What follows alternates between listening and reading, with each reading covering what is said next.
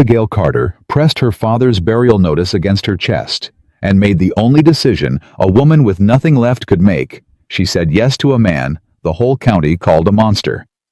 If you've ever had to choose between your pride and your survival, this story is for you. Subscribe to this channel and follow Abigail's journey all the way to the end, and drop a comment telling me what city you're watching from. I want to see how far this story travels. The morning they buried Edmund Carter, the sky above Hargrove County, Virginia, was the color of a bruise, heavy swollen, refusing to break. It was July of 1814, and the heat came down on the churchyard like a punishment. Abigail stood at the grave's edge in a dress that had been mended so many times, the original fabric was mostly memory. She did not weep. She had learned in the 2 years since her father's business collapsed that weeping was a luxury that cost more than she had. The minister read fast. Nobody lingered.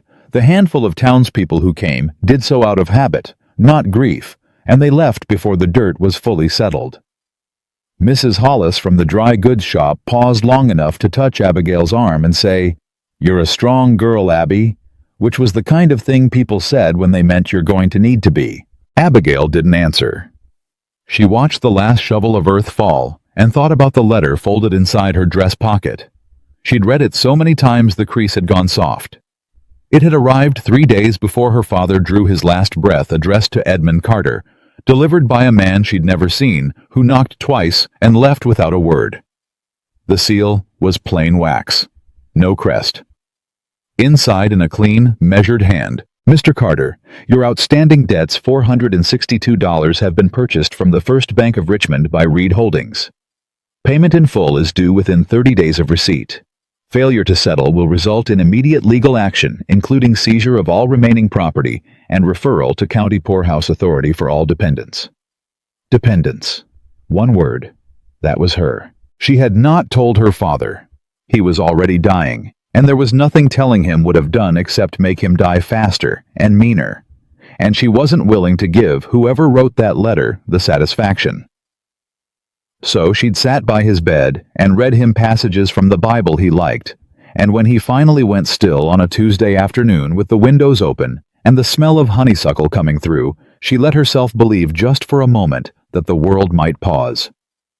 It did not pause. The morning after the burial, Abigail walked to the county registrar's office and asked plainly and without performance what her options were. The clerk, a soft man named Dobbins, who smelled of pipe tobacco and mild contempt, looked at her over his spectacles and said, "Miss Carter, I'm going to be direct with you because I don't see the sense in being otherwise. The debt is real. The holder is entitled by law. You've got no brothers, no uncles I'm aware of, and your father's business is dissolved. That leaves you with very few roots." "Name them," she said. He cleared his throat. "You could attempt to find employment sufficient to make payment within the 30-day window, which, given the current rate of domestic service in this county, would take you approximately," he did a brief, painful calculation, "4 years. The window is 30 days. Yes. What else? You could appeal to the County Relief Board, who might negotiate an extension in exchange for placement at the Hargrove Poorhouse, where you would be housed and fed, in exchange for labor until the debt is—" "No," Abigail said. The word came out flat and final. Dobbins shuffled his papers. "There is one other matter. Though I want to be clear that I am simply informing you of what is publicly registered, not endorsing or recommending." "What is it?"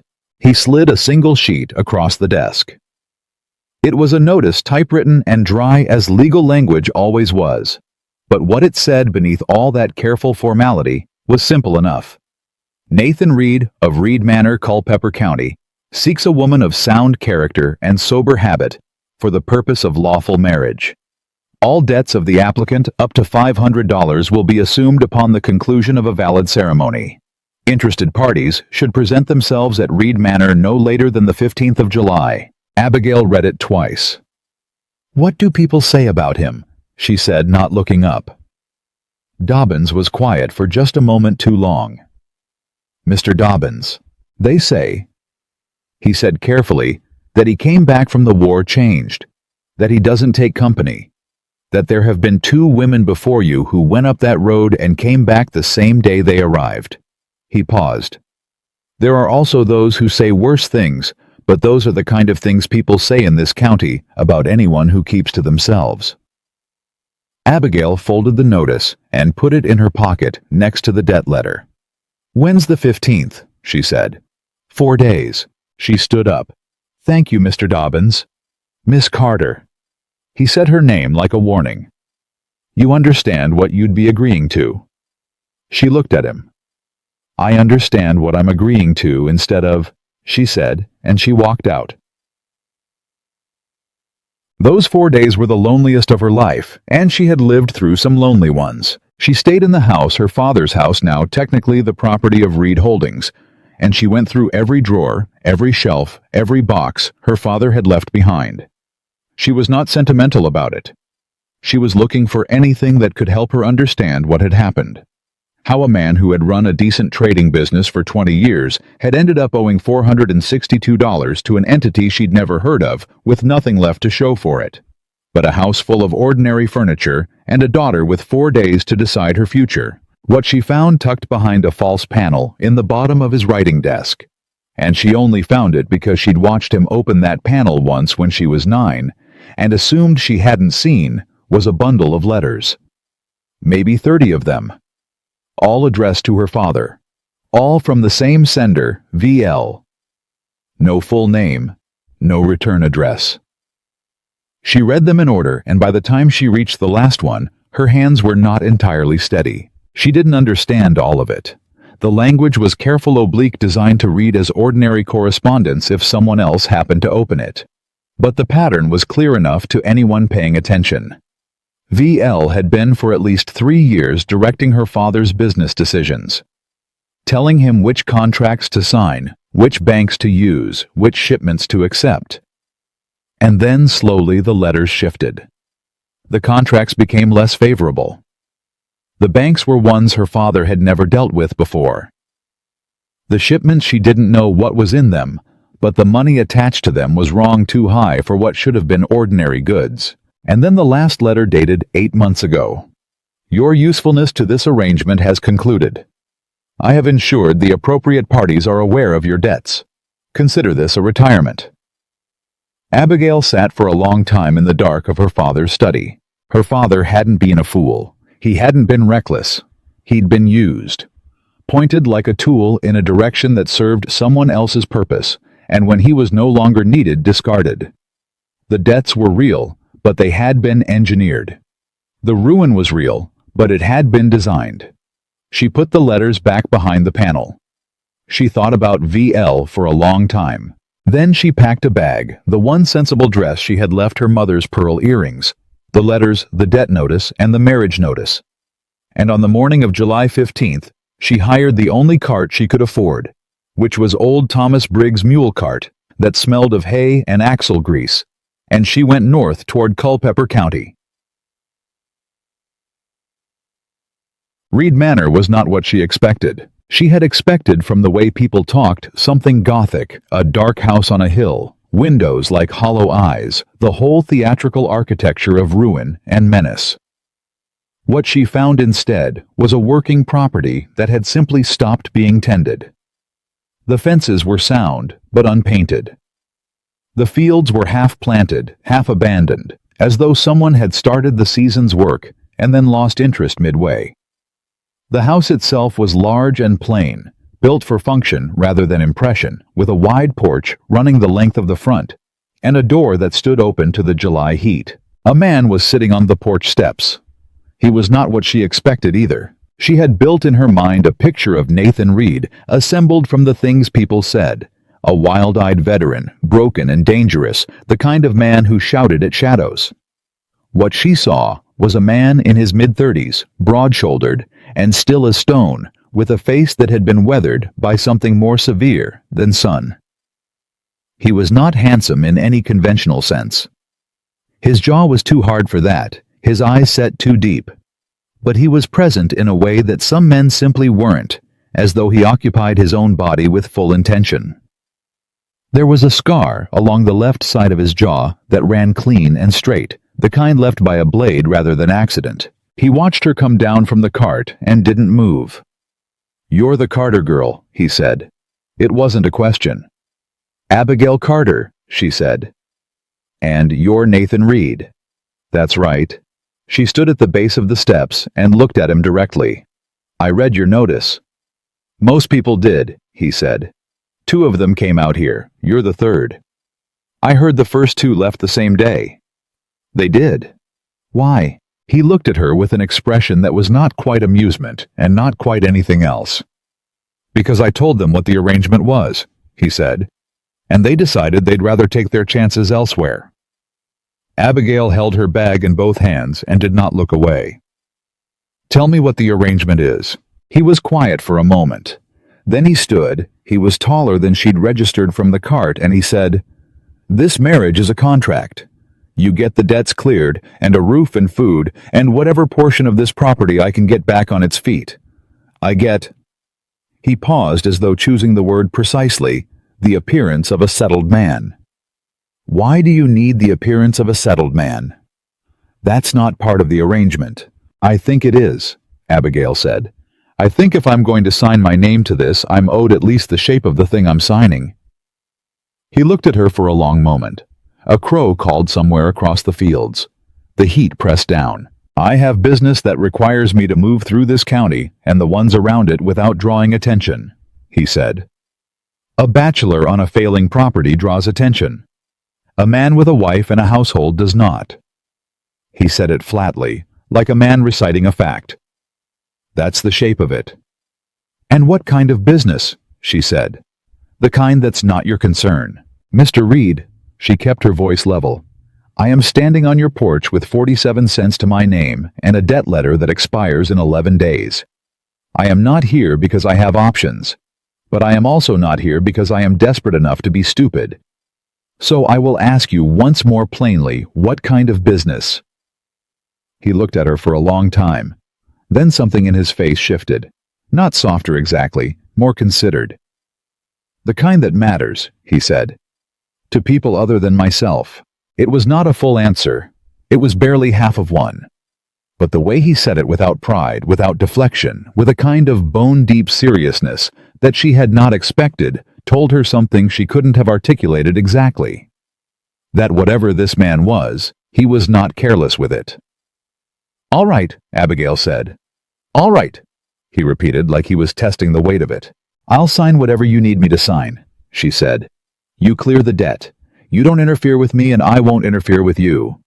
And you tell me when it matters enough of what's happening that I don't walk blind into something I can't walk back from." He was quiet. "That last part," he said. "That's not in my nature." "I know," she said. "I'm asking anyway." Another long pause.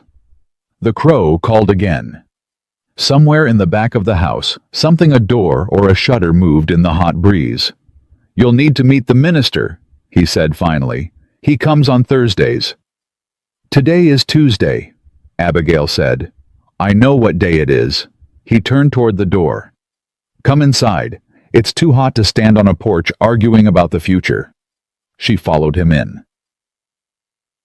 They were married on Thursday morning with the minister, a farmhand named Cully, and a woman named Hester, who cooked for the property as witnesses.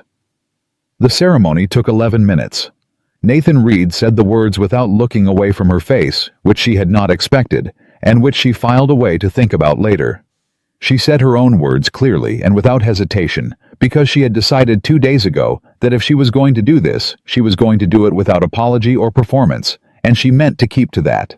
Afterward, the minister shook Nathan's hand and said, "Congratulations, Nathaniel." And something moved across Nathan's face, fast controlled gone at the sound of that name. Nathaniel. Not Nathan. The minister had called him Nathaniel, and Nathaniel had not corrected him. She tucked that away too. The minister left. Cully went back to the fields. Hester made a simple supper and left it on the table without ceremony and retired to her quarters. And Abigail and the man she had just married sat across from each other in a dining room that smelled of old wood and the particular silence of a house that had been empty of real life for a long time. "There'll be a room for you on the east side," he said. "It's got a bolt on the inside." I wasn't worried, she said. "I know," he said. "I'm telling you anyway." She watched him eat. He ate like a man accustomed to field rations efficiently without pleasure fueling himself. His hands, she noticed, were not the hands of a farmer. They were the hands of someone who had done hard physical work. Yes, there were the calluses and the old scars, but there was also something in the way he held himself, the way he moved, that spoke of deliberate training rather than inherited labor. "The debt notice," she said. "Has it been sent to yesterday?" he said. "You'll have written confirmation by end of next week." She nodded. "Thank you." He looked up. "I'm not thanking you for the arrangement," she said. "The arrangement is mutual. I'm thanking you for moving quickly." He held her gaze for just a moment. "You're welcome," he said and looked back at his plate. They did not speak again for the rest of the meal. But as Abigail climbed the stairs later that night, her bag over her shoulder, the East Room's key in her hand, she passed the door to what she assumed was his study, and through the gap at the bottom she saw the thin line of lamplight still burning, and she heard very quietly the sound of a man speaking to someone in a low and urgent voice. She didn't stop. She didn't press her ear to the door. But she climbed to her room and sat on the edge of the bed in the July dark and thought, there is no one else in this house. Which meant he was either speaking to himself, or he was speaking to someone he'd made very certain she would not see. She lay back on the bed and stared at the ceiling. The kind that matters, he'd said. To people other than myself. Outside, somewhere on the road below the property, she heard the sound of a horse moving fast. Then silence. Abigail Carter. Abigail Reed. Now, though the name still sat, strangely closed her eyes and let the dark July heat settle around her. She had survived today. Tomorrow she would start paying attention. The morning after the wedding, Abigail was up before dawn. Not because she couldn't sleep, though. That was also true. But because she had decided somewhere between the sound of that midnight horse and the first gray light pressing under her door that the only way to survive this arrangement was to understand it. And understanding required information.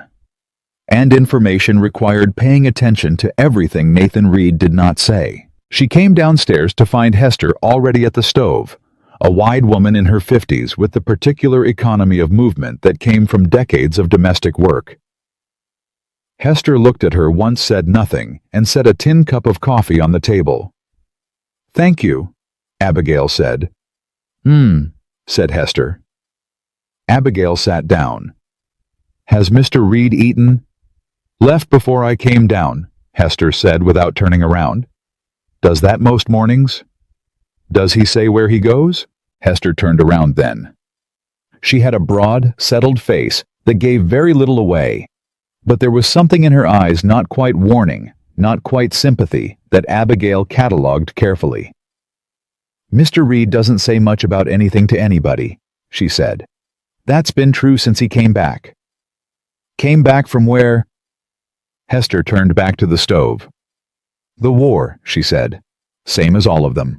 Abigail drank her coffee and thought about the lamplight under the study door and the horse on the road, and the minister saying Nathaniel like it was the most natural thing in the world, and the way Nathan's face had moved and then gone still. She thought about the letters in her bag. VL. 30 letters. 3 years of careful, patient manipulation that had ended with her father in the ground and her at a stranger's table. She had not come to Reed Manor only to survive. She had come here because it was the only door open to her. But she had not walked through it blind. She was going to find out what was on the other side. By mid-morning, Nathan had not returned. Abigail walked the property, not wandering but methodically the way she used to inventory her father's warehouse when the clerks were behind. The fields were more interesting than they first appeared. The east field was genuinely abandoned. The soil turned once and then left, which made no agricultural sense unless someone had started work. They intended to look abandoned. The west field had a crop in it, corn growing well, but the rows were too regular, too precise, planted by someone who'd learned orderly systems, in a context that had nothing to do with farming. Behind the main house, set back against a stand of oak trees, was a building that looked like a smokehouse, but was padlocked with hardware too heavy for a smokehouse. She didn't touch the padlock. She walked past it twice and kept moving. She was back at the house when Nathan returned in the early afternoon, coming from the north road, rather than any of the fields, on a horse that had been ridden hard and recently walked down to cool. He had dried dust on his boots to the knee. He looked at her standing on the porch with an expression that was entirely unreadable. "You walked the property," he said. "I did." "And?" "The east field doesn't make sense," she said. "And the lock on the outbuilding is wrong for a smokehouse." A silence. He swung down from the horse and handed the reins to Cully, who had appeared from somewhere and came up the porch steps. He stopped 2 feet from her and said in a low and very even voice, "You've got good eyes." "I've been told that," she said. "I'm not sure if that's a problem yet," he said. "It's not a problem," Abigail said. "I'm not going to go through your padlock or follow you down the north road, but I told you on Tuesday I won't walk blind. So if there's something on this property I need to know about, I'd rather you tell me before I find it on my own." He looked at her for a long moment. Then, "Come inside." They sat in the kitchen, not the study she noticed, but not the formal parlor either. The kitchen was where Hester was not at that hour. He poured water from the pitcher and set a glass in front of her, and said without preamble, "There are men who come here sometimes, at night usually. You will not engage with them. You will not ask their names. If they're here when you come downstairs, you go back upstairs, and you stay there until they're gone. Can you do that?" "Who are they?" Abigail said. "People I work with." "On the business, that's not my concern." "That's right." She looked at him steadily. "Are they dangerous?" Something moved in his face. "Not to you," he said. "Not here." "That's a specific kind of answer," Abigail said. "It's the only kind I've got." She turned the water glass in her hands. "All right," she said. "I can do that. But I want something in return." His expression didn't change, but something behind it did a slight sharpening, like a man recalibrating. "What?" "If whatever you're doing on this property ever puts me in danger," she said, "I want you to tell me before it happens, not after." He was quiet for a moment. "That's not always something I can predict." "I know," she said. "I'm asking you to try." He looked at her for what felt like a long time. Outside, a mockingbird ran through 3 different songs in quick succession and then went quiet. "I'll try," he said. It was the second genuine thing he had said to her in 3 days. She filed it away with the first. That night the lamp burned under the study door again. But there was no sound of voices, and no horse on the road, and Abigail slept. 3 days passed in a routine that was strange, but not unbearable. Abigail organized the house not because she'd been asked to, but because having something organized was one of the few things that made the feeling of suspended uncertainty manageable. She found in the back of a storage room 2 crates of books that had never been unpacked. She went through them. History mostly. Military history. Navigation. Several volumes on land law and Virginia statutes. One on federal codes. She read with the particular hunger of a woman who had grown up in a house where reading was the only education available to her, and she did not consider it strange that a man living alone on a failing property owned books about federal codes. She considered it interesting. On the 4th morning, she came downstairs to find a man she had never seen sitting at the kitchen table drinking coffee as though he owned the place. He was younger than Nathan, late 20s, she guessed, with an easy face and the kind of smile that men used as an instrument. He looked up when she came in and said cheerfully, "You must be the new Mrs. Reed. I'm Jonathan Pierce. I'm Nathaniel's lawyer." The name landed strangely. Nathaniel again easy in Pierce's mouth as though it were the natural name and Nathan the disguise rather than the reverse. "Mr. Pierce," Abigail said. She went to the stove and poured her own coffee and did not sit down. "I wasn't aware Mr. Reed was expecting company." "Oh, Nathaniel always forgets to mention me," Pierce said in the warm, rueful tone of a man performing a long friendship. We've been working together for years. I handle his legal affairs. I was in the area and thought I'd stop in." He paused. "I was surprised to hear he'd married. Nathaniel's not what I'd call a spontaneous man." "No," Abigail agreed. "He's not." Pierce watched her over his cup with eyes that were doing considerably more work than his smile. "You're Edmund Carter's daughter," he said. "From Hargrove County." "That's right." "I'm sorry about your father," he said. "I heard he had a difficult last few years." Abigail held her coffee cup and kept her expression level. "He did," she said. "Difficult business, the debt situation," Pierce said with the mild tone of a man discussing weather. "Reed Holdings stepping in like that, unusual arrangement." "All arrangements have their logic," Abigail said, "when you understand them fully." Something flickered in Pierce's easy face. Not alarm exactly. Adjustment. He smiled again wider and said, "I can see why Nathaniel married you. You've got a direct way about you." Nathan came in from outside at that moment, and the change in him when he saw Pierce was something Abigail felt more than saw. Not surprise, not pleasure, but a kind of controlled neutrality that was its own message. "Jonathan," he said. "Nathaniel." Pierce stood and shook his hand. "Came to go over the Harrington deed transfer. And to meet your wife, of course." "Of course," Nathan said flatly. He looked at Abigail once, brief, careful, and said, "Hester will put together something for dinner. Jonathan's staying the night." "I'll make up the room," Abigail said. She went upstairs and stood in the guest room for 3 minutes, hands still, and thought about Jonathan Pierce's easy smile and his particular knowledge of Reed Holdings and his too casual use of the name Nathaniel. Then she went and made up the room with clean linens and came back downstairs and was courteous and quiet through dinner and said nothing at all. That night she heard them talking in the study until well past midnight. She did not press her ear to the door, but she lay awake and thought about a lawyer who arrived unannounced and knew more about her father's debts than a social visit could explain. Jonathan Pierce left the next morning. He shook her hand at the door and said, "A pleasure, Mrs. Reed," with that practiced warmth, and she smiled at him and said, "Safe travels, Mr. Pierce," and watched him ride north. The same direction Nathan went, the same direction the midnight horses went. She went upstairs, took the bundle of her father's letters from behind the panel she'd created in her own wardrobe because a woman learned to build hiding places early if she was paying attention, and read through them again. Then she sat down with a piece of paper and wrote out from memory every name, every initial, every place mentioned in those 30 letters. She was looking for a pattern she'd half seen before and hadn't had time to trace. It took her 2 hours. When she was done, she sat back and looked at what she'd written. VL had coordinated shipments through 3 different Virginia counties. The timing aligned, and she had to read it 3 times before she let herself believe it, with the movement of British supply lines during the final year of the war. Not after. During. She sat with that for a long time. Then she folded the paper small and put it inside her mother's pearl earring case, which no one would open, and went downstairs and started supper.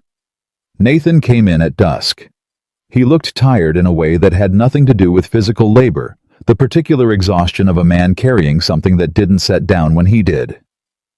"Mr. Pierce got off safely," Abigail said, without looking up from the stove. "He did," Nathan said.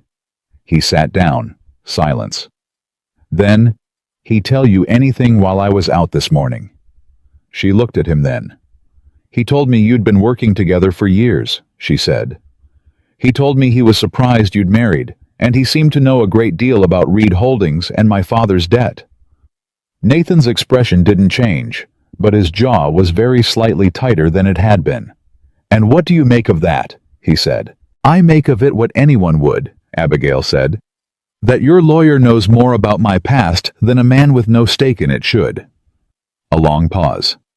"Be careful around Jonathan Pierce," Nathan said. Abigail set the wooden spoon down and turned to face him fully. "I have been careful around Jonathan Pierce since the moment I walked into the kitchen and found him sitting at my table as though he'd always been there," she said. "What I need to know is whether I should be careful for the same reasons you are, or different ones." Nathan looked at her.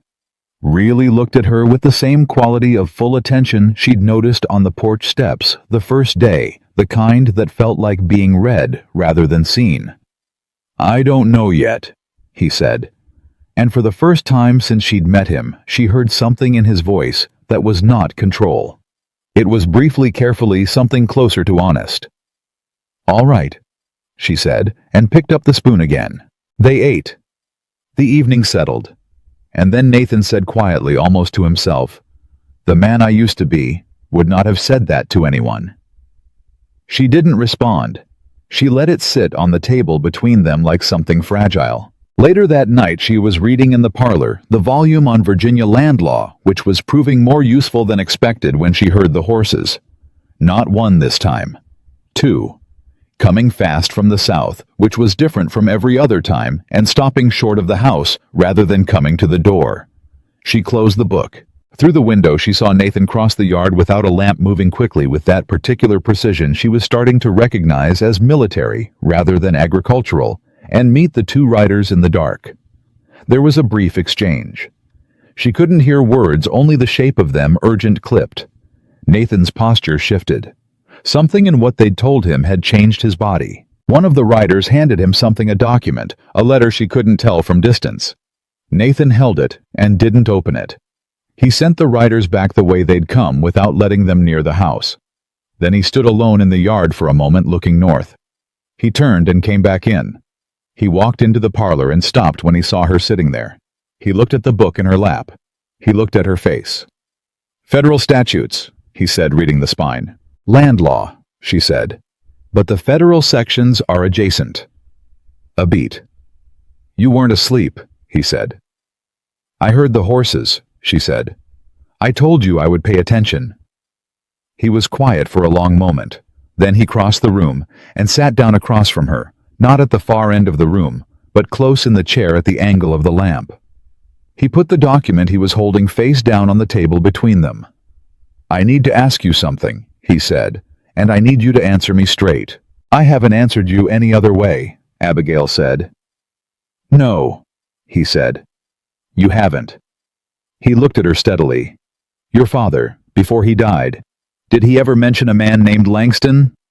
The word went through her like cold water. She kept her face still. "Senator Langston," she said. "Victor Langston." "Yes." "He was mentioned in the county papers occasionally," she said carefully. "He's a federal man, powerful." "Why?" Nathan watched her with that reading not seeing attention. "Because his name came up tonight in a context that includes your father's business," he said. "And I need to know whether that's coincidence or something I should have known about before I signed a marriage notice." Abigail looked at him. The lamp between them threw his face half into shadow.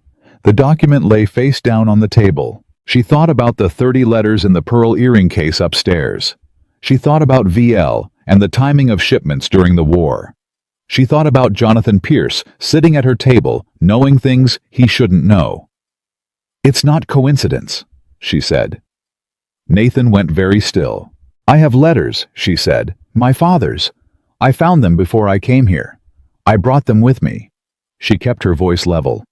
"They're from someone who signs only initials, VL. The timing of what's described in them shipments, contract specific routes through Virginia, aligns with British supply movement in 1813. The quality of Nathan's stillness was something she had not seen from him before. Not the controlled calm he usually carried. Something deeper. The stillness of a man reconfiguring everything he thought he understood. "Where?" he said quietly. "Where are these letters?" "Upstairs," she said. "In my room. They're safe." "How long have you had them?" "Since the day before I came here," she said. "I didn't know what they meant fully. Not until I worked through them again this week." He leaned forward. Not aggressive, focused. "Abigail." He said her given name for the first time, and it landed differently than she expected. "I need you to understand what I'm about to tell you is not part of our arrangement. I'm telling you because you just handed me something that changes the shape of what I've been trying to do for 2 years, and because you clearly knew enough to be in danger and came here anyway and said nothing." I didn't know you'd be relevant to it, she said. I know, he said. Neither did I. He paused. Victor Langston is the man I have been sent to find evidence against. He has been coordinating a network that runs from Virginia to Washington City, selling federal military information to foreign interests. Not during the war only. Still now. He said it quietly, with the weight of someone putting down something heavy.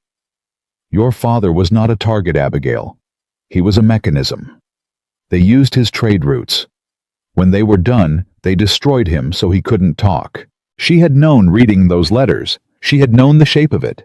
But hearing it said plainly by another person was something different, something harder and more real. She breathed through it. Jonathan Pierce, she said. Nathan looked at her.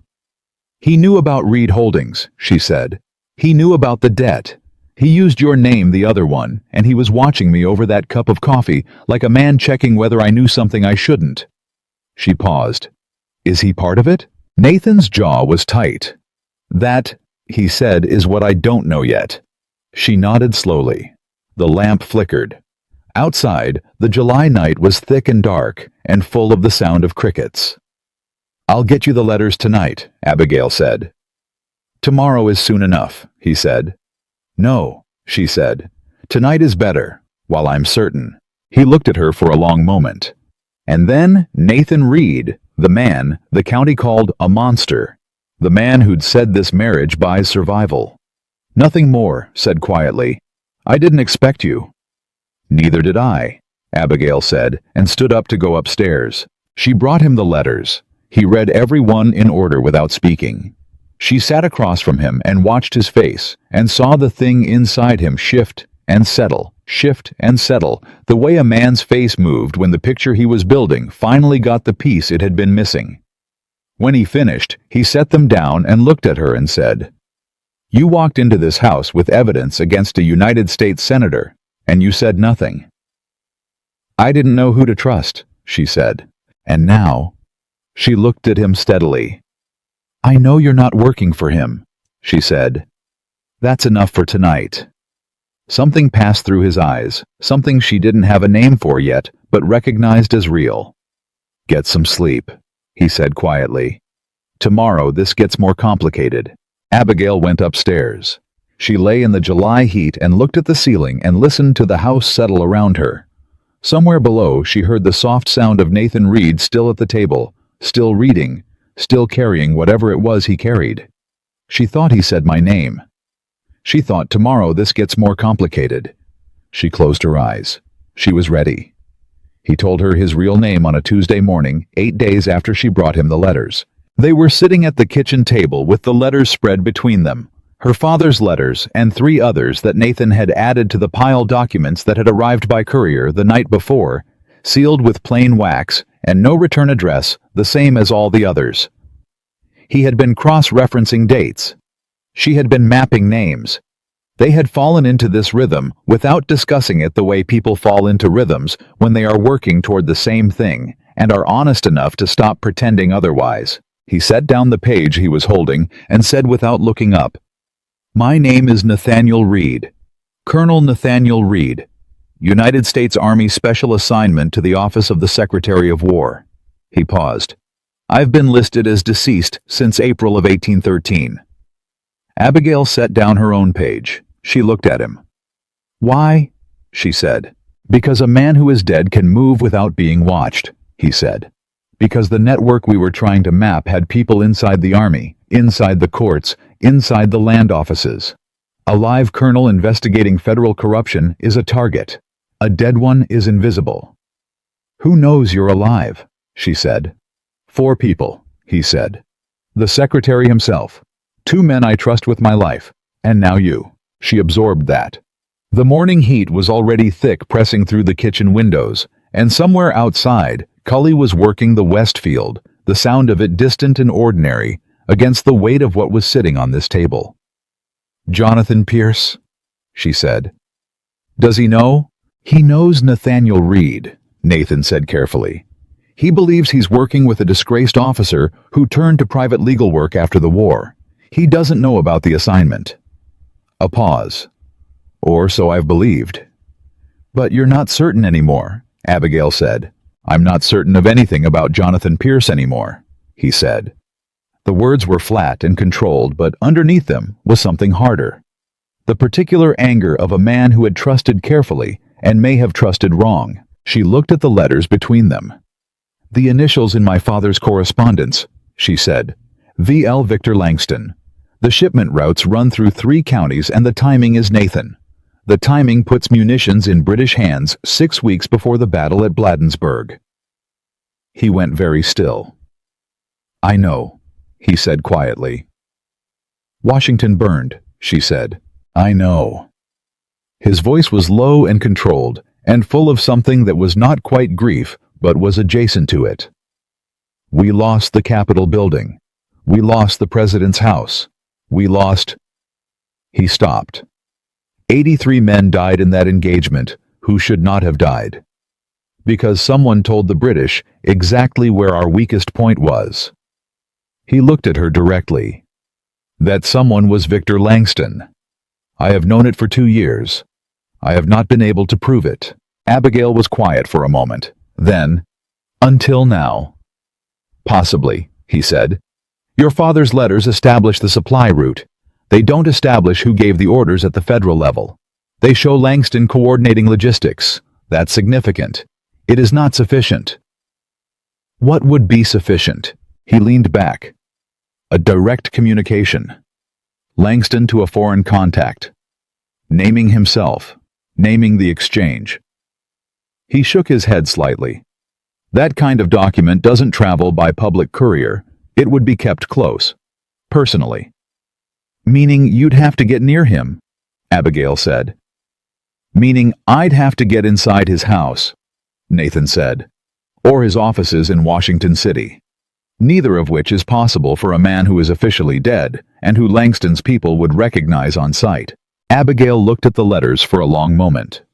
But not for his wife, she said. Nathan looked up sharply. I'm the daughter of a ruined merchant, she said, keeping her voice steady and practical, because she had learned that was the only register he responded to without flinching. My father did business with people in Langston's circle. I have no political profile. No one in Washington City has any reason to look at me twice. She paused. Senator Langston hosts a summer reception in Washington City every year. I've seen it mentioned in the county papers. He invites the merchant class, specifically business connections, trade families. My father was invited once 3 years ago. He didn't go. She met Nathan's eyes. I could go. No, he said. Nathan. No. He said again, sharper. He stood up and moved away from the table, not in anger she recognized, but in the controlled retreat of a man fighting himself.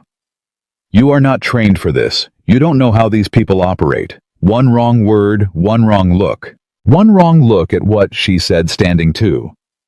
I have spent 2 years watching everything I knew disappear and keeping my mouth shut about it because I didn't know who was responsible. I have those letters because I thought to look for them when no one else did. I mapped those routes in 3 days, working alone with documents I didn't fully understand. She kept her voice level. I am not asking you to send me in blind. I'm asking you to use what's already here. He turned to face her. His jaw was set, and his eyes were doing that reading not seeing thing again. But this time there was something else in it, something that looked underneath the professional assessment like fear. Not for the mission, for her. She recognized it because it surprised her. I won't go alone, she said more quietly. I wouldn't be useful alone. But a colonel's wife attending a senator's summer reception, that is not unusual. That is exactly the kind of thing that doesn't draw attention.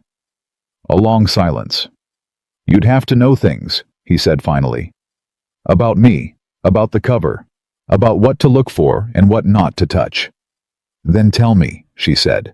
He looked at her for a long time. The kitchen was hot and still, and full of the ordinary sounds of a Virginia summer morning, and the letters were spread between them on the table like a map to something neither of them had planned to walk toward together. Sit down, he said. She sat down.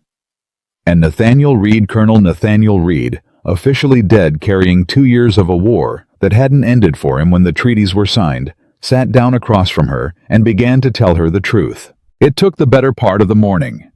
He was not a natural storyteller. He gave information the way a soldier gave a report in order, and without embellishment. And she listened the same way she'd read the letters extracting the shape beneath the surface. The network Langston ran was not simple.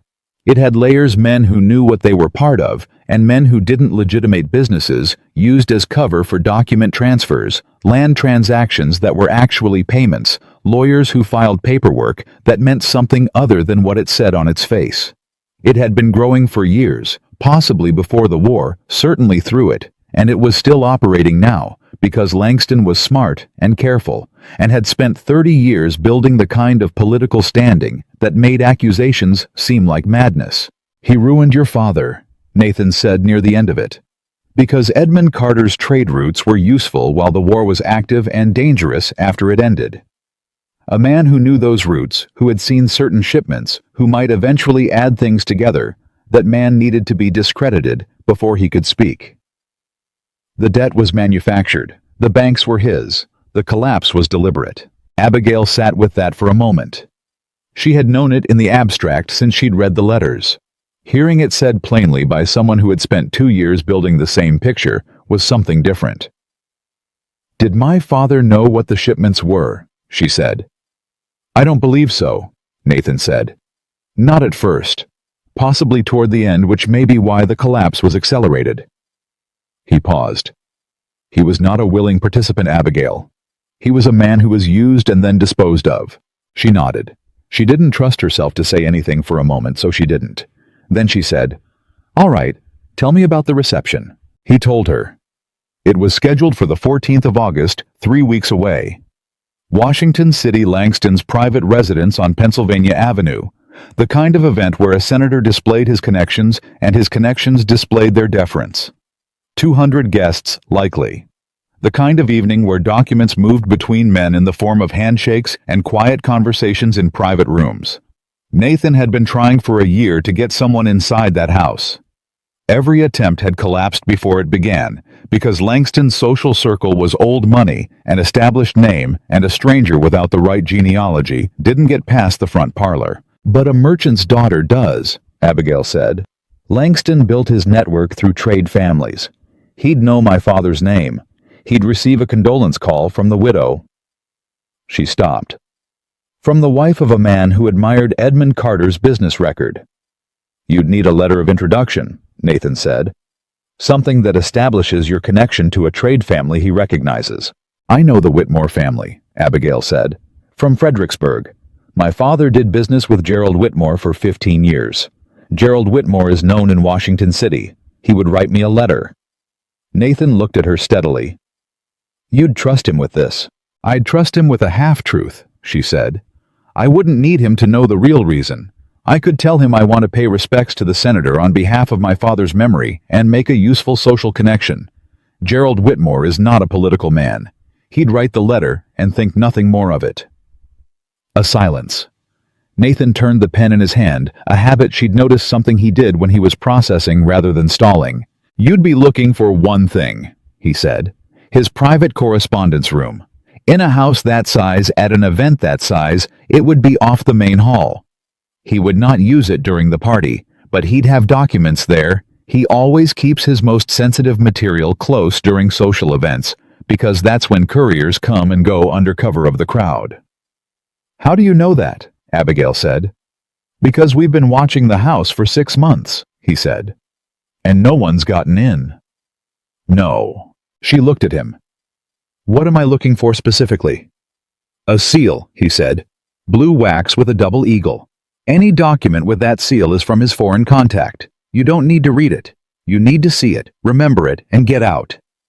That's enough. Just confirmation that the correspondence exists. In the hands of the right people in Washington, yes," he said. "With your father's letters as corroboration, yes. It's enough to compel a formal inquiry. And a formal inquiry is enough to pull the thread." He paused. "Langston cannot survive scrutiny. He's been protected by the absence of anyone willing to look directly at him. Once someone looks—" "He falls," Abigail said. "He falls." Nathan confirmed. She thought about her father dying in a room that smelled of honeysuckle. His business gone, his name in debt. The end of something that had taken his whole life to build. She thought about VL and 30 letters and a manufactured ruin. "Write to Gerald Whitmore," she said. "No, I'll write. You shouldn't be in it at all." "Abigail." He said her name the way he'd said it the night of the letters, with a weight that was not professional. "If something goes wrong in that house, nothing will go wrong," she said. "That's not a plan," he said. "That's a wish." "Then tell me what the plan is for if something goes wrong," she said steadily, "and I'll follow it." He looked at her for a long moment. Then he said quietly, "You stay near the main rooms. You don't go above the ground floor under any circumstances. If anyone asks what you're looking for, you're lost and looking for the retiring room. If you see Pierce there." "Is that likely?" she said quickly. Nathan's jaw tightened. "He attends Langston's functions occasionally. Yes, it's possible." "What do I do if I see him?" "You don't know me," Nathan said. "You're a widow, a merchant's daughter. Your husband died in the war. You came to Washington City to establish social connections for a trading venture."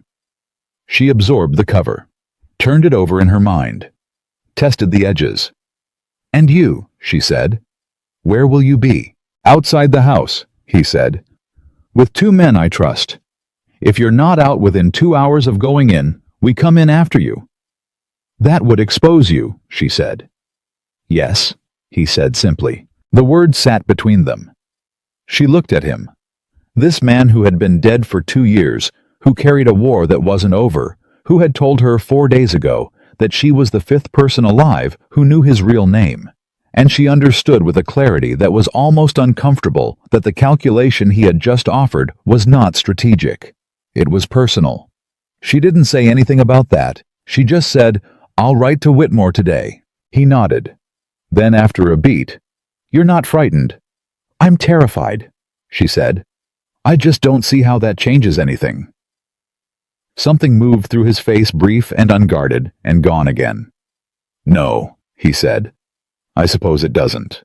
The letter to Gerald Whitmore went out that afternoon. The reply came back in 4 days, warm and prompt. "Dear Miss Abigail, forgive me, Mrs. Reed. I am so pleased to know you have found a good situation. Your father was a fine man, and I am happy to furnish any letter of introduction that may be useful to you. I have enclosed 2, one for Senator Langston's household and one for the Davison family on K Street, whom I think you would find congenial. 2 letters." She had asked for one and received 2. She showed Nathan. He read them both twice. "Whitmore has more pull in that city than I knew," he said. "My father said Gerald Whitmore was the most quietly powerful man in Virginia," Abigail said. "He meant it as a compliment." Nathan folded the letters carefully. "We leave in 10 days, he said. "I'll go separately. You'll travel with Hester. It's more credible a woman traveling with a domestic, and Hester has done this before." Abigail looked at him. "Hester knows who you are," she said. It was not quite a question. "Hester has known who I am since I arrived on this property," he said with something that was the closest thing to rueful she had ever heard from him. "She was my mother's housekeeper. She came here to keep watch over me." Those were her words. Abigail thought about Hester's steady, unrevealing eyes and said, "I like her considerably more now." The 10 days passed with an intensity she hadn't anticipated. Nathan worked with her every morning, not on domestic preparation, not on social performance, but on actual information. The layout of Langston's house as best they had it, the names of his household staff and their routines, the pattern of the evening schedule, how the first hour would flow, where the crowd would concentrate, when the private rooms would be least attended. He drilled her on it the way she imagined he had drilled men before a military engagement. Methodically, without flattery or false reassurance. She was a fast study. He noticed. He didn't comment on it directly, but she saw the adjustment in how he treated the information he gave her, less simplified, more complete, the shift from instructing a civilian to briefing a capable operative. On the 8th day, she made an error. She misidentified which side of the main hall the correspondence room was on, transposing it in a verbal recitation. He stopped her mid-sentence. "West side," he said. "I know," she said. "I misspoke. In that house on that night, misspeaking is a door you don't come back through," he said. It wasn't cruel, it was simply true. "West side," she repeated. "Off the main hall. Past the second portrait before the staircase." "Past the third portrait," he said. "The second is the one with the horse." She closed her eyes, rebuilt the floor plan in her mind. "Past the third portrait," she said. "Before the staircase. The door is paneled to match the wall." "Yes," he said. She opened her eyes. He was watching her with that expression she was still learning to read. Not quite approval, something more serious than that. "I won't misplace it again," she said. "I know," he said. That evening, they sat on the porch in the late heat, the first time they had done so together, and she asked him something she had been carrying for 2 weeks. "The day you put out that marriage notice," she said, "was it truly for the cover, the settled man?" He was quiet for a moment. "Partly," he said. "What's the other part?" He looked out at the fields. "I had been alone on this property for 1.5 years," he said. "Running it as cover, running operations out of it, not sleeping more than 3 hours at a time. The men I work with kept telling me I was burning out, that I needed," he paused, "ballast. Something ordinary. Something that looked like a life." Another pause. "I did not expect someone who would read my books and map my supply routes and argue with me on the first day." "I'm sorry if that complicated things," Abigail said. "It didn't complicate things," he said. He turned to look at her directly in the last light of the July evening and said it plainly. It made things clearer. She held his gaze for a moment. Then she looked away, because there were things that needed to stay in their right order, and this was not the time to disturb that order. But she thought about it later, lying in the East Room's heat with the windows open, listening to the night. On the 9th day, a rider came from the south, one of Nathan's 2 trusted men, a rangy, quiet figure named Marsh, who dismounted in the yard and spoke to Nathan for 10 minutes in a low voice, and handed him a document, and left without coming inside. Nathan came in and sat down at the table, with the face of a man who has just had something confirmed that he would have preferred to be wrong about. "What is it?" Abigail said. He set the document on the table. It was a partial accounting. She could see the figures, the dates, and at the bottom was a notation in a hand she recognized. Jonathan Pierce's hand. "He's been routing payments through Reed Holdings," Nathan said quietly. "For the last 8 months. Small amounts. Nothing that would draw attention in isolation." He looked at her. "He's been using my name, my dead name, to move money for Langston's network." The room was very still. "He set you up," she said. "If the network ever came apart, the paper trail leads to a dead man." "A dead man," Nathan said, "who is not dead, who is in fact walking around in Virginia with a live wife and a live identity and 2 years of evidence against the man Pierce has been protecting." His voice was controlled and quiet and full of something cold. "Jonathan Pierce did not come here to check on a deed transfer. He came here to see whether I was a liability. And when he left," Abigail said slowly, "he went north." "Yes." "The same direction the midnight riders go?" "Yes." She looked at Nathan. "He reported back to Langston," she said. "In all likelihood," Nathan said. "Which means Langston knows a man named Reed is alive in Culpeper County. He may not know yet what Reed knows, but he will be watching." "The reception," Abigail said. "Does this change it?" Nathan was quiet for a moment. Then he said, "It changes the risk level. It doesn't change the necessity." He looked at her. "But Abigail, you need to understand. If Langston's people have been watching this property, they may already have connected you to me in a way that goes beyond social cover. If Pierce reported what he saw here, then going to that reception is more dangerous," she said. "Yes. And not going means Langston continues," she said. "With the network intact, with my father's name still attached to debts that were manufactured to protect a man who burned Washington and killed 83 soldiers."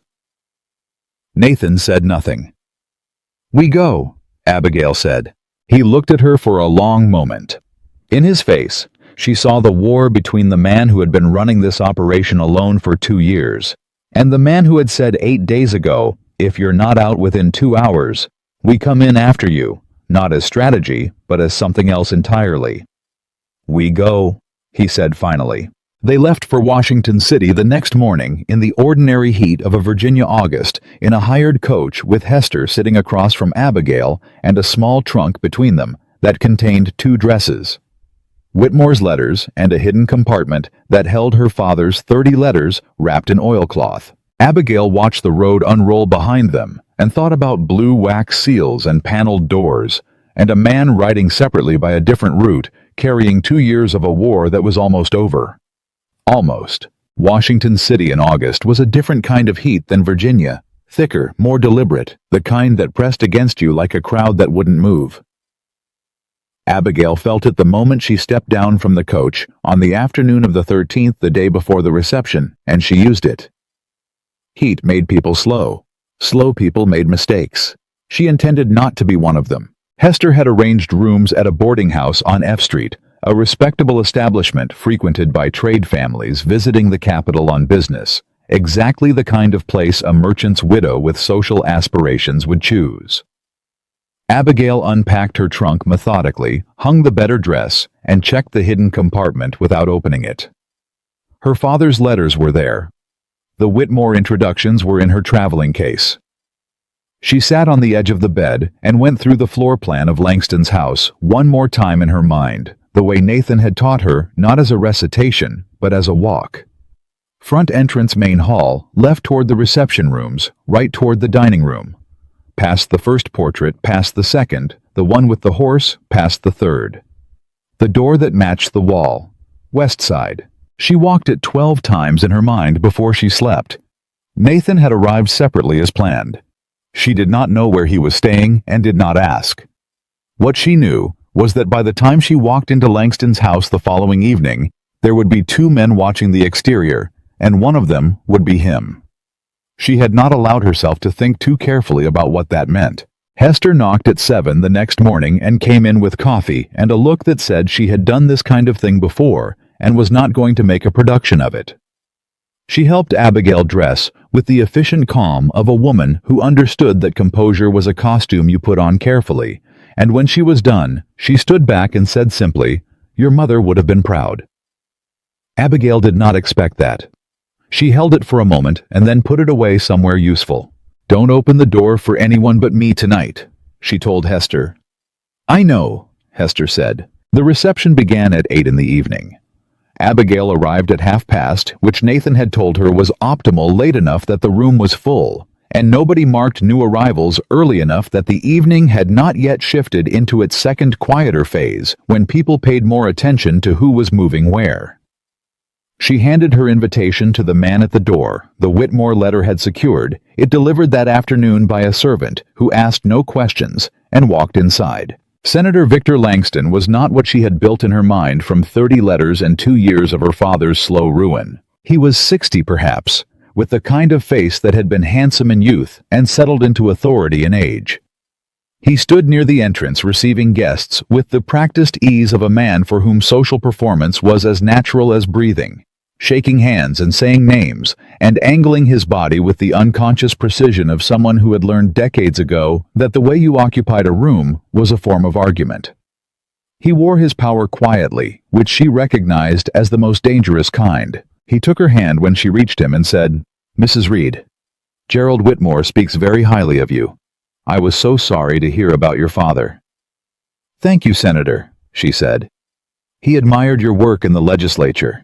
He often said Virginia was fortunate in her representation."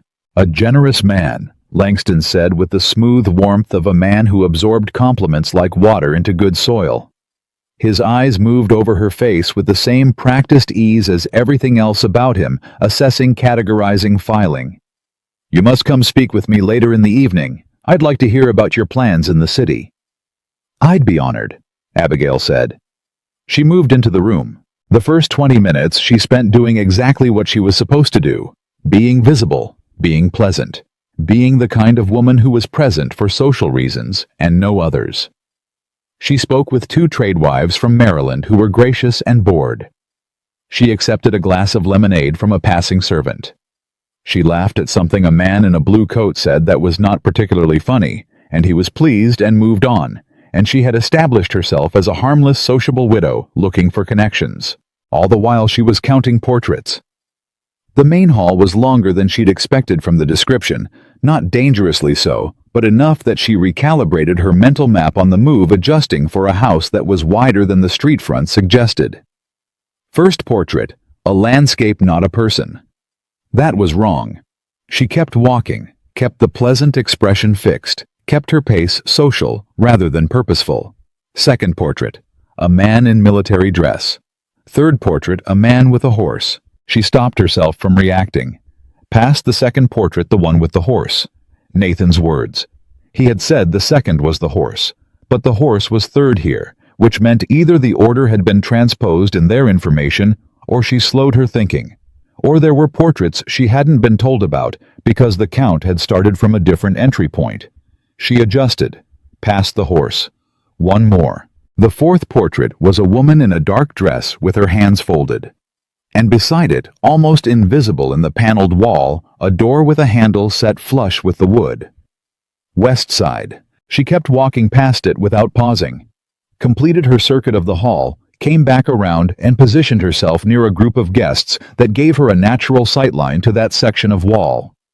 She stood there for 4 minutes talking to no one, appearing to look for someone. In those 4 minutes, two people walked past the paneled door. Neither of them touched it. Neither of them looked at it. At minute 3, a servant came from the direction of the back corridor and went directly to a door further along the hall.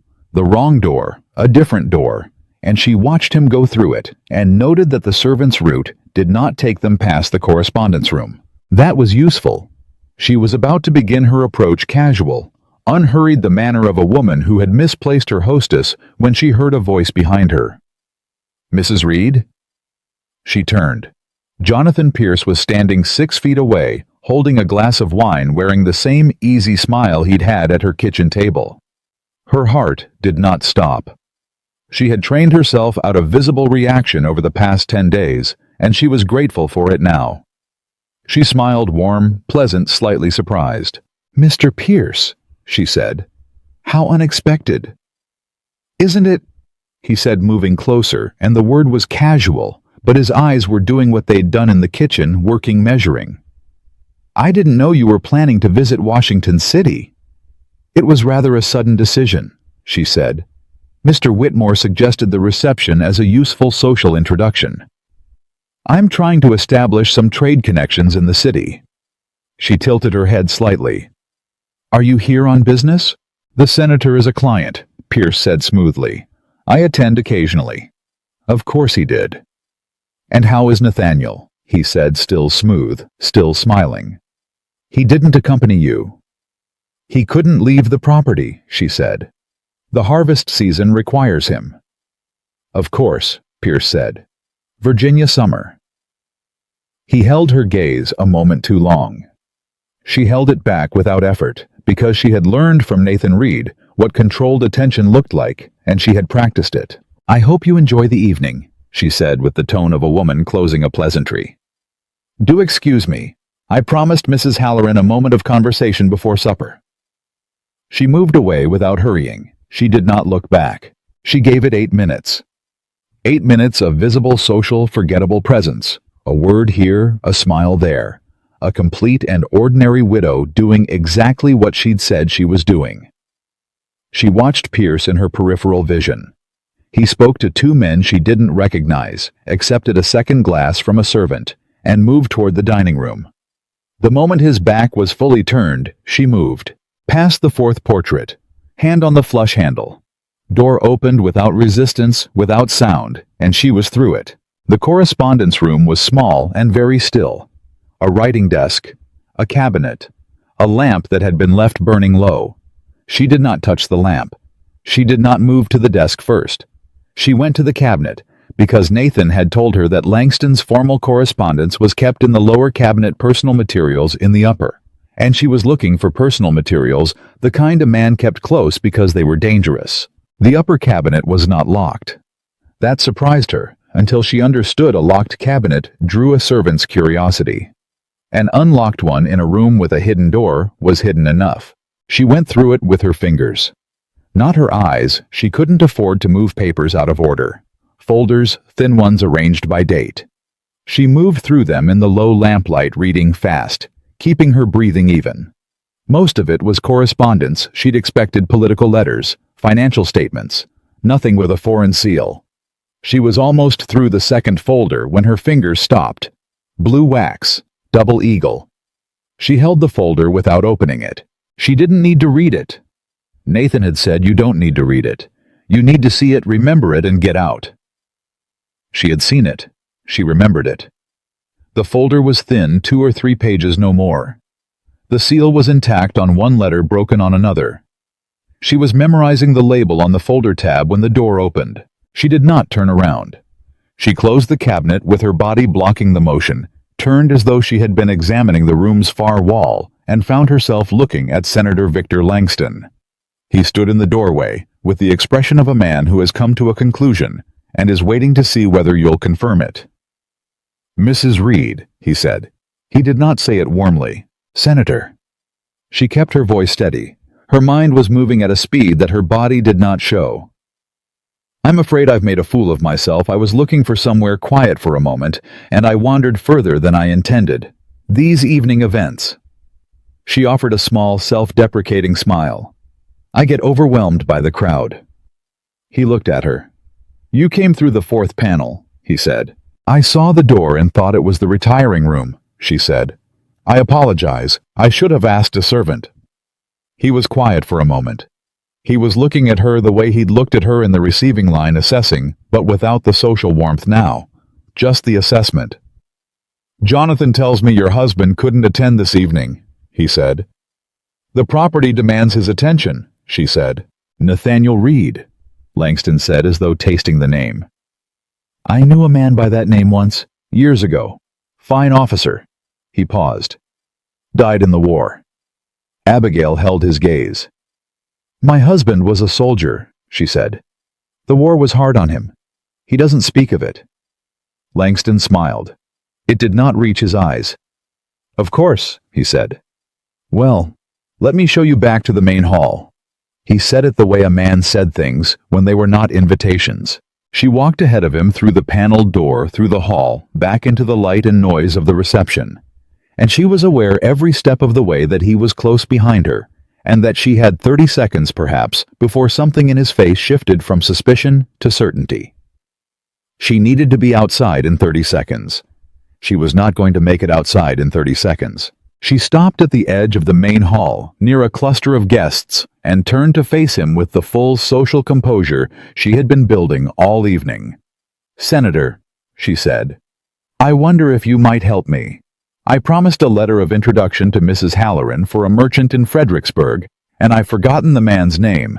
It's on the tip of my tongue." Gerald Whitmore mentioned it. Langston's attention moved involuntarily, the reflex of a man who heard Whitmore's name and automatically calculated, and in that half-second of recalibration, she pressed the back of her wrist against her side in the gesture Nathan had shown her. Twice. Slow. The signal. She didn't know if anyone was close enough to see it. She had to act as though they were.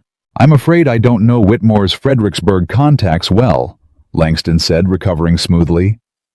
"But let me introduce you to Colonel Marsh, he may know." Colonel Marsh. Her heart went very still. Marsh was Nathan's man. The rangy, quiet figure who had arrived with the document about Pierce.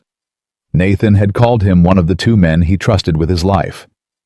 Langston was introducing her to Marsh, which meant one of 2 things: either Marsh's identity had been compromised, and Langston knew exactly who he was, or Marsh had a second identity in this city that Langston moved through without knowing the connection. She could not tell which. She could not afford to guess. Marsh was standing near the window on the far side of the room. He was in good clothes, unremarkable, with the face of a man who attended these events regularly enough to have become part of the furniture. When Langston brought her to him and said, "Colonel Marsh, Mrs. Reed is a friend of Gerald Whitmore's," Marsh looked at her with absolutely nothing in his face. "Ma'am," he said. "Colonel," she said. And then, almost invisible, his hand at his side, 2 fingers pressed briefly against his coat seam. "I see the signal. I'm here." She exhaled so slowly it made no sound. "I was hoping you might know a merchant in Fredericksburg," she said to Marsh, keeping the social fiction alive.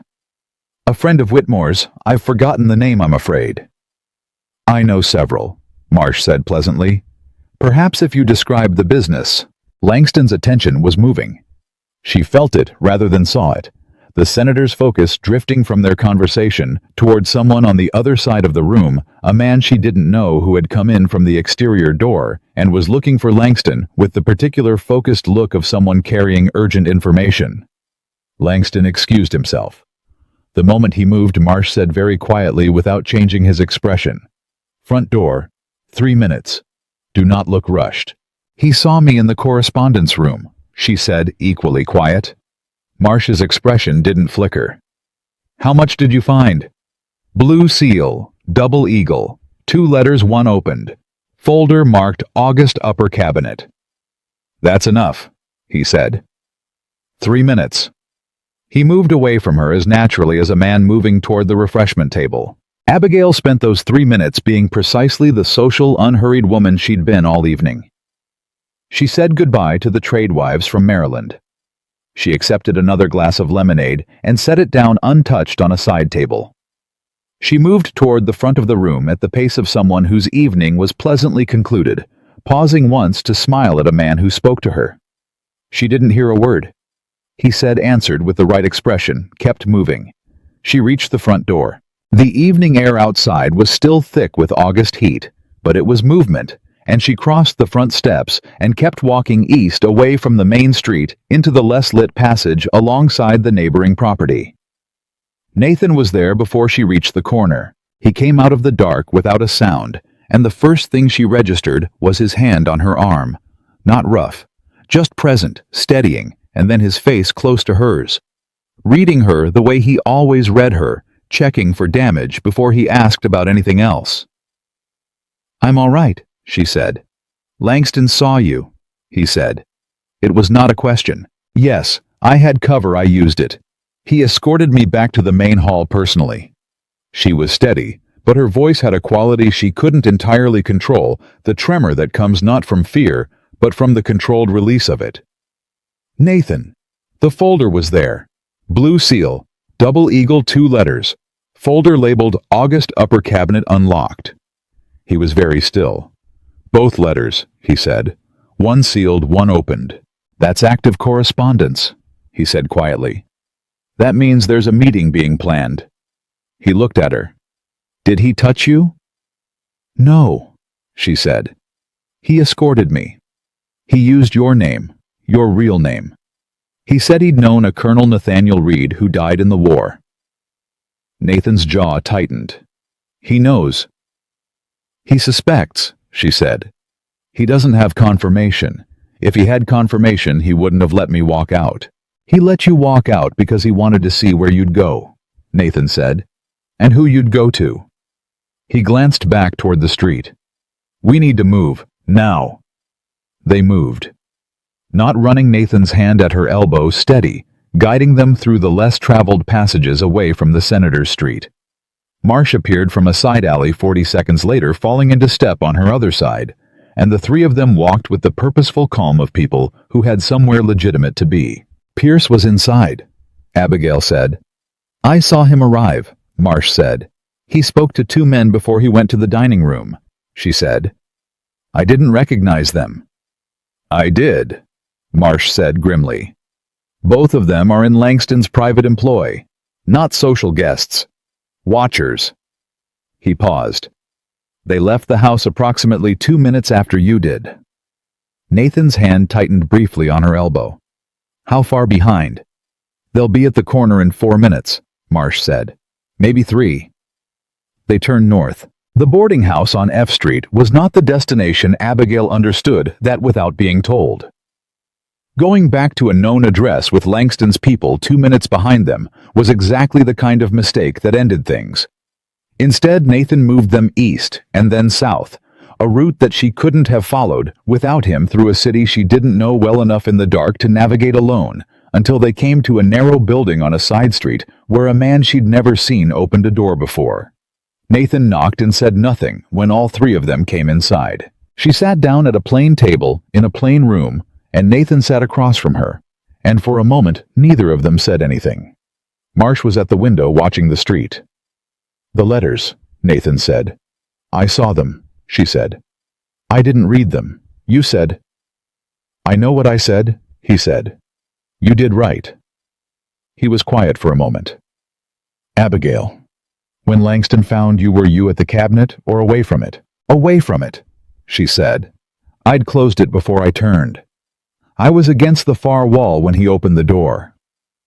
"Did he look at the cabinet?" She thought carefully. "He looked at me," she said. "The cabinet was behind me and to my left. He never moved past the doorway." Nathan let out a slow breath. "Then he doesn't know what you found," he said. "He knows you were in the room. He doesn't know if you saw anything." "He'll assume I did," she said. "Yes," Nathan said, "which means we have tonight." Marsh turned from the window. "The courier comes to Langston's house on Thursdays," he said. "That's the pattern we've documented. It's Wednesday. If there's an active exchange being planned, the confirmation letter goes out tomorrow." "Then we need that letter before it goes out," Nathan said. Marsh looked at him. "That's not—" "I know it's not what we planned," Nathan said. His voice was quiet and absolutely certain. "But Langston knows a Reed is alive. By tomorrow, he'll have made enough inquiries to connect that Reed to Culpeper County, to the marriage notice to Abigail. And when he does—" He stopped. The room was very still. "He'll move against the property," Abigail said. "He'll move against you," Nathan said, and the way he said it, stripped of professional distance, plain as a man saying the most important thing, made Marsh look briefly at the ceiling and then back at the window. "There are two men watching the exterior of this building," Marsh said. "They followed you most of the way and picked you up again 2 streets back. They're Langstons." Abigail looked at Nathan. "They know where we are." "Yes," he said. "Then we can't stay here until morning." "No," he said. He stood. He looked at her with the expression she was learning to read, not the soldier's neutrality, not the operative's calculation, but the underneath of those things, the part that moved before the control came down over it. "I need you to trust me for the next 2 hours.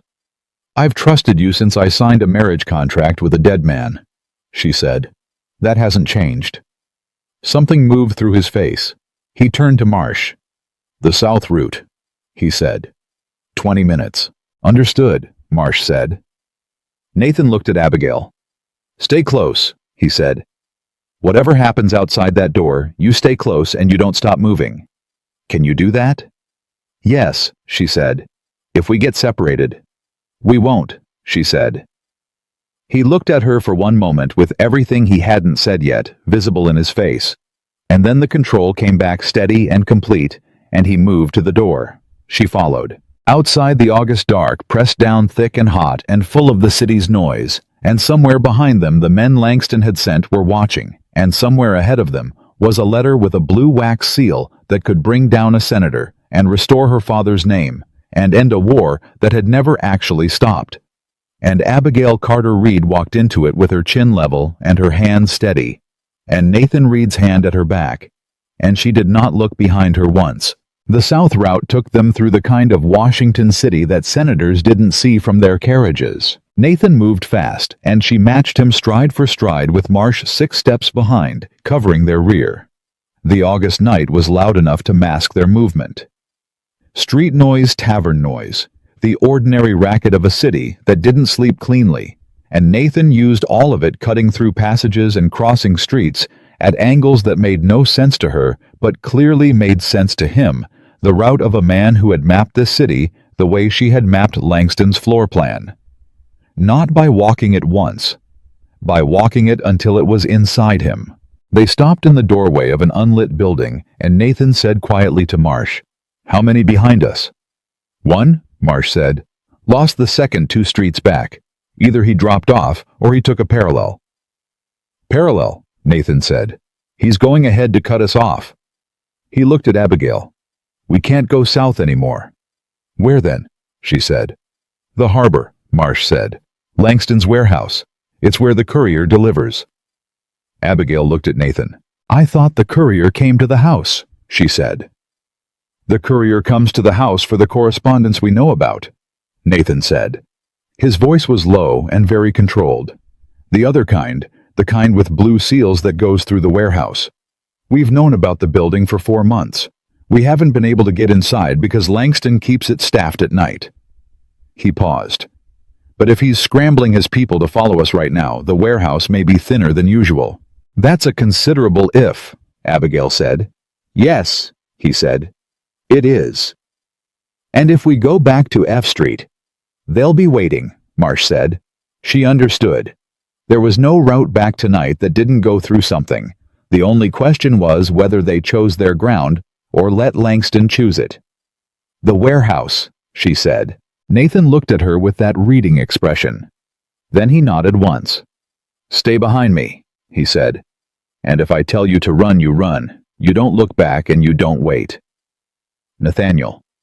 Abigail. Her name with the full weight of everything the last 3 weeks had put in it. Promise me. She held his gaze. I promise, she said. They moved. The warehouse district near the harbor was a different world at night, quieter than the city center, but not empty, with the kind of activity that worked best in the dark. Nathan knew exactly where he was going, which told her he had been here before, possibly many times, in the 2 years he'd spent building the picture that she'd walked into with 30 letters and her mother's pearl earrings. She thought about that as they moved about the 2 years he'd carried this alone, and the particular kind of loneliness that must be knowing something monstrous was operating in plain sight and not yet having the peace that proved it. She had been that peace. She hadn't known it when she read the marriage notice.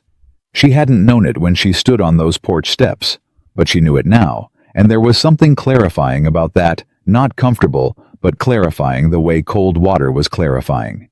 This was what she had been moving toward since the moment she found the false panel in her father's desk. She just hadn't known the destination. Marsh put his hand up and they stopped. 2 men at the main door, he said quietly. Nathan was silent for a moment. Side entrance, he said. Loading door. East face. If it's bolted. It won't be bolted tonight, Nathan said. Not if they moved cargo this week. There'll be a broken latch on the second bracket. It's been broken for 2 months. They haven't repaired it because doing so would mean acknowledging the entrance officially. Abigail filed that away. The detail of a man who had been watching a building for 2 months and cataloged even what it failed to maintain.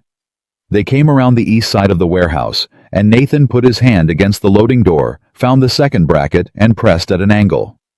The door gave without resistance quietly, as though it had been waiting. Inside was dark and smelled of rope and dry wood, and something beneath that something Abigail's nose identified before her mind did. Ink. The particular sharp smell of a great deal of ink, the kind associated with documents rather than correspondence.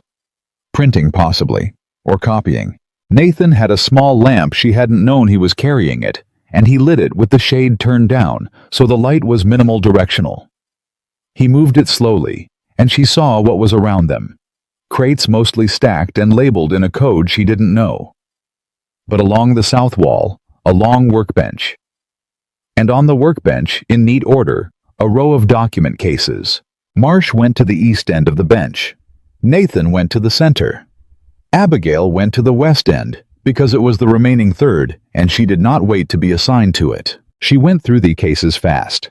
Nathan had shown her how to move through documents without disturbing their order, and she applied it now. Fingers light, reading labels and dates in the low light.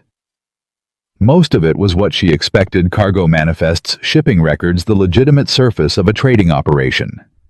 She was nearly through the second case when she found it, not a folder this time. A sealed envelope, the wax so fresh she could smell it when she brought it close. Blue. Double eagle. Nathan, she said. He was beside her in 4 steps. He looked at the envelope without touching it. Then he said, "That went out today." "The wax is fresh," she said. Hours at most. It hasn't been collected yet, Marsh said from across the bench, his voice carrying the particular tension of a man recalculating. The courier comes at dawn. We have... He glanced toward the loading door. 4 hours, maybe 5. Nathan picked up the envelope carefully. He turned it in the light. The seal was intact. The direction written on the front was in a hand she didn't recognize, not Langston's, which she knew from the letters, and the address was not a Washington City address. It was coded, she realized. A location written as something that looked like a merchant reference but wasn't. "Can you read it?" she said. The code, yes, Nathan said. I've broken 4 of his variants over 2 years. He looked at her. This goes to a British contact in Baltimore. A man who has been coordinating intelligence payments since before the war ended. He turned the envelope over. If I open this, it proves the correspondence is active, she said. Right now, not historical, active. It also destroys the chain of custody if it goes to a court without the right handling, he said. He was thinking out loud, she recognized, not explaining to her, but processing with her the way they'd processed at the kitchen table. The thought landed somewhere in her chest with a weight she didn't examine. What do you need? She said. A witness, he said. An independent witness who can testify that this envelope was found here sealed and opened in their presence, and that the contents are what we say they are. He looked at her. Someone with no military connection. Someone whose testimony a court cannot dismiss as interested. A merchant's daughter, Abigail said. A merchant's daughter, he said, who has her own father's letters establishing the history of the network and who can testify to both without any military authority behind her. Open it, she said. He opened it. The letter inside was 2 pages. He read it with the lamp close, and she watched his face, and she saw the moment he found what he needed. Not relief, because this man did not wear relief openly, but a settling the way a structure settled when the last support was placed. It's explicit, he said quietly. He names himself. He names the contact. He references the Bladensburg intelligence by name. He looked up. He references your father's roots. The air went out of her. By name, she said. By name, Nathan said. Edmund Carter's shipping routes referenced as the mechanism for the 1813 transfers. He held her gaze. Your father is named in a federal treason document as a mechanism, Abigail, not a participant. A mechanism used without his knowledge. He paused. This clears him. She had not known until that moment how much she had needed to hear that said plainly by someone holding the proof of it. She had known it intellectually, had known it since she read those 30 letters. But knowing a thing and having it in your hands as documented fact were different weights entirely, and the second weight was considerably heavier. She breathed through it. All right, she said. Her voice was steady. She was proud of that. What do we do with it? Nathan was already folding the letter carefully. Marsh, he said. I know. Marsh said. He had moved to the loading door and was listening to the exterior with the attention of a man who had done this kind of work for years. We've got company. Both of them went still. How many? Nathan said. 1 man, Marsh said. Coming from the south, moving carefully. A pause. He knows we're here. Nathan put the letter inside his coat. He looked at Abigail. Stay near the east wall, he said. Nathan. I'm not going to argue with you right now, he said, and there was nothing harsh in it, just urgency, clean and direct. East wall. If it goes badly, you take that letter and you run. You go to the Secretary of War's office and you ask for a man named Colonel Harriman, and you give him your father's letters, and you give him that letter, and you tell him Nathaniel Reed sent you. I'm not leaving you in a warehouse, she said. Abigail, I said I wouldn't leave you, she said. I meant it. Something in his face broke open for just a second. Not collapsed, but opened the way a door opened briefly before a man with good discipline closed it again. East wall, he said softer. Please. She went to the east wall. The loading door opened. Jonathan Pierce came in alone. which was either brave or stupid, and the lamp. Nathan held made his face very clear. The easy smile was gone finally, and what was under it was not what she'd expected. Not a villain's face, a frightened man's face. A man who had made choices he was still paying for and knew it. "Nathaniel," Pierce said. "Jonathan," Nathan said. "I told them you were here," Pierce said, and his voice was strange, flat and honest in a way it had never been in her kitchen. "I've been telling them things for 8 months. I need you to know that before whatever happens next." "I know," Nathan said. Pierce blinked. "You know." "Marsh brought me documentation 3 weeks ago," Nathan said. "The Reed Holdings payments, your hand on the accounting." He kept his voice level. "What I don't know is why." Pierce was quiet for a moment. Then, "My brother," he said. "He owed Langston money. Real money, not a manufactured debt, a real one. Langston told me 2 years ago that if I didn't cooperate, my brother would be arrested on charges that were partly true, not entirely true, enough to be damaging." He stopped. "I told myself it was temporary, that I'd find a way out." "You routed payments through my name," Nathan said. "I know," Pierce said. "I know what I did." His voice was taut with something that was genuine. Not performance, not Pierce's instrument of a smile, but something stripped down and real. "I'm not here to apologize. I'm here because Langston sent 4 men to this building 20 minutes ago. They're coming from the north side. You've got maybe 10 minutes. The room went very still. "Why are you telling me this?" Nathan said. Pierce looked at him. "Because I've been watching you for 2 years. Try to bring this man down by doing it right," he said. "And I've been helping him survive it by doing it wrong. And I am—" He stopped. His jaw worked. "I'm done. I'm done with it." Nathan looked at him for a long moment. "The letter," Nathan said. "From the bench. You knew it was there."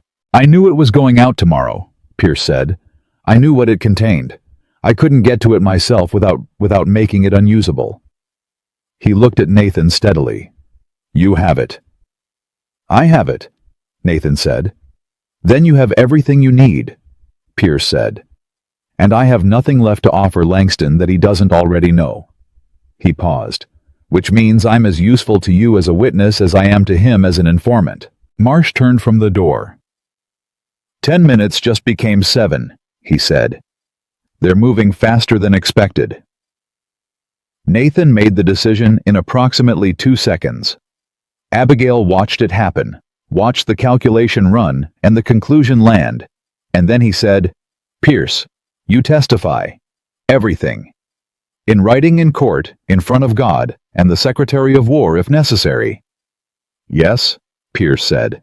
"And your brother's situation. Let the charges come," Pierce said. "I'll answer for my part. So will he for his." He said it with the weariness of a man who had been carrying a weight he'd chosen and had finally set it down. Some things don't have clean solutions. "No," Nathan said quietly. "They don't." Marsh opened the loading door. "Now," he said. They moved. All 4 of them, Nathan, Abigail, Marsh, and Pierce, who fell into step without being directed like a man who had made his choice and intended to walk it all the way. They came out of the building into the August dark, and from the north side of the warehouse, Abigail heard the sound of boots on stone, multiple sets moving with purpose. Nathan put his hand in hers. Not leading, not pulling, just present. They ran. The next 20 minutes were the longest of her life, and also, in a strange way, the clearest. There was no room for anything except the next step, and the next corner, and Nathan's hand, and the sound of pursuit that stayed behind them, but never disappeared. Marsh knew the harbor district the way Nathan knew it, by ownership, by repetition, and he led them through it with the confidence of a man who had practiced this route in his mind many times. Pierce kept pace without complaint. Abigail ran in the dress she'd worn to Langston's reception, and didn't think about that once. They came out on a street she recognized 2 blocks from the F Street boarding house, and Marsh held them at a corner and listened, and said, "Clear, 30 seconds. "Hester," Abigail said. "I know," Nathan said. He looked at Marsh. "Get them out of F Street tonight, before dawn. Take them to the Harriman address." "You're not coming," Abigail said. "I'm going to Langston's house," Nathan said. She stared at him. "Not to confront him," he said. "He doesn't know yet that I was in that warehouse. He knows his men went there. He doesn't know what we found, and he doesn't know Pierce is with us. Right now, he's running on incomplete information." He looked at her steadily. "I need to give that letter to Harriman tonight in person, with testimony. If I wait until morning, Langston has time to move the correspondence room, burn what's left, and build a story. He's done it before. He's very good at it." "Then I go with you," she said. "Abigail." "To Harriman," she said. "Not to Langston's house. To Harriman. You need a witness. I am the witness." She held his gaze. "You need my father's letters. I am the one who has them. And you need someone who can stand in front of a federal official and give testimony that doesn't come from a dead man." She took a breath. "You need me, not instead of you. With you." He looked at her for a long moment in the darkness of an August street in Washington City, with the sounds of the harbor behind them, and the sounds of a city that didn't know what was happening inside it all around them. And she watched every calculation he'd been trained to make run up against something that wasn't calculation at all. "Yes," he said. "All right. Together." Colonel Harriman received them at 2 in the morning without surprise, which told Abigail everything about the kind of work he did and the world Nathan moved in. He was a compact, careful man in his 60s who listened to Nathan's report without interrupting. Read the letter from the warehouse with the focused attention of someone who had been waiting for it for a long time, and then looked at Abigail across his desk and said, "You're Edmund Carter's daughter." "I am," she said. "You found the original correspondence?" "I did." "And you were present when this letter was recovered this evening?" "I was," she said. "I can testify to the condition of the envelope, the location, and the contents as I witnessed them opened." Harriman looked at Nathan. "She'll need to provide a written statement tonight," he said, "before any of this moves." "She knows," Nathan said. Harriman looked back at Abigail. "Your father's letters, Mrs. Reed." She opened the traveling case she had carried out of F Street. Hester had pressed it into her hands without a word, packed and ready, because Hester had understood this night was coming, even if she hadn't known its exact shape, and she took out the oilcloth bundle and set it on the desk. Harriman unwrapped it and read in silence for 4 minutes. When he looked up, his face had the expression of a man who has been handed the thing he needed and is deciding how to hold it. "This is sufficient," he said quietly. "Combined with the current letter and Mr. Pierce's testimony, this is more than sufficient." "For an inquiry," Nathan said. "For an arrest," Harriman said. The word fell into the room like a stone into still water. Pierce, who had been sitting against the wall, saying nothing since they arrived, let out a slow breath. Marsh, standing at the door, looked at the ceiling briefly, and then back at the room. Nathan was very still, and Abigail thought about her father's face in the last weeks. The particular look of a man who understood he had been undone, but couldn't name by what or whom, because the thing that had unmade him was too large and too careful to show its face plainly. She thought about the honeysuckle through the window, and the 11-minute ceremony, and the East Room with the bolt on the inside, and a man who had said, "This marriage buys survival, nothing more," and then kept every lamp burning and told her the truth. She thought about 30 letters and a manufacturing of ruin and 83 men who died at Bladensburg. She picked up the pen Harriman set in front of her and began to write. The arrest of Senator Victor Langston happened on a Friday morning 6 days later in the corridor of the Senate chamber, conducted with the quiet efficiency of men who had done the paperwork correctly and had no need for theater. Harriman brought 2 federal marshals and a document signed by the Secretary of War himself, and Langston, by every account she heard later, went without a scene, which was perhaps the most telling thing about him. A man who had survived by being careful until the end. Pierce's testimony took 3 days to record in full. It was by all accounts extraordinarily detailed, the kind of account that came from a man who had been keeping his own records, perhaps against the day when he might need them. Perhaps because some part of him had always known this day would come. His brother's situation was handled separately, with the partial mercy that partial truth sometimes afforded. The network unraveled in the way that well-constructed things unravel when the central support is removed quickly and with a comprehensiveness that surprised even Nathan. Langston had been so careful to be the necessary piece that when he fell, everything built around him fell with him. 14 men were named in the subsequent inquiry. 3 were sitting members of the legislature. 2 were federal judges. Edmund Carter's name appeared in the final report formally and in writing as an unwilling instrument of a criminal conspiracy, his debts acknowledged as manufactured, his business record restored to the reputation it had always deserved. It was a paragraph in a legal document, and it would never be read by most people who passed through this world. Abigail read it 4 times and held it for a long time before she filed it. She and Nathan returned to Reed Manor in the last week of August, when the Virginia heat was finally beginning to consider the possibility of autumn. Hester made supper and said nothing unusual, because Hester rarely said anything unusual, and afterward Abigail sat on the porch in the cooling dark, and Nathan came out and sat beside her close enough that their arms nearly touched. "Harriman wants me in Washington City in October," he said. "There are depositions, follow-up testimony." "I know," she said. "He sent a letter." A pause. "You don't have to come," he said. "I know," she said again. Another pause, longer. The night sounds of a Virginia property settling into late summer crickets, a distant owl the creak of old wood. "Abigail," he said. She waited. "When I put out that marriage notice," he said, "I told you I needed the appearance of a settled man." He stopped. Started again. "I've been telling myself for 3 weeks that what happened between us is a function of proximity and high circumstances. That it's what happens when 2 people are working toward the same thing in dangerous conditions." He paused. "I've been telling myself that because I am by practice a man who is suspicious of his own feelings." "I know," she said for the 3rd time softer. "I don't think it's proximity," he said. "I think it's you." He turned to look at her directly in the dark, in the way she had come to know, as his most honest register. No performance, no professional distance, just the man underneath all the careful control.